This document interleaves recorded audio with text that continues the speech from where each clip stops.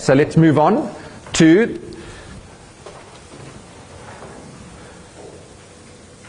changes in supply. Let's do some examples for that.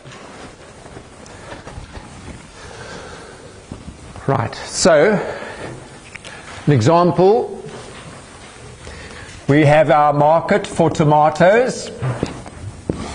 We set up our axes and then we ask the question, what will happen in the market for tomatoes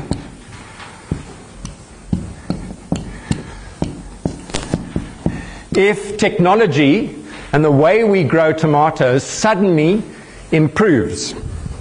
Somebody comes from Holland, where maybe they're making the best seeds in the world, and they've researched and they've developed techniques of growing tomatoes better than ever before. What would you expect that to do to our market for tomatoes? It's going to affect the supply, yes. It's affecting the farmers, right? So it's a supply side action. What would you expect to happen in our market for tomatoes? How will it affect supply, do you think? Is it going to increase or decrease supply? Increase. So how do we show that on our axes here? Shift to the right, shift to the left, to the right. So it's our supply curve parallel to our existing curve. We show a movement to S1, S1.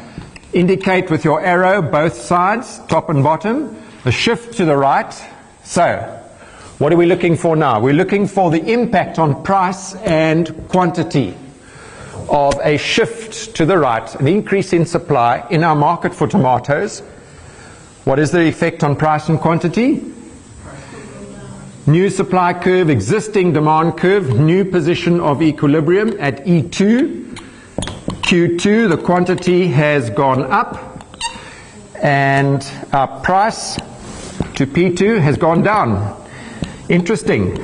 Did you think it would have that conclusion when you thought without the axes?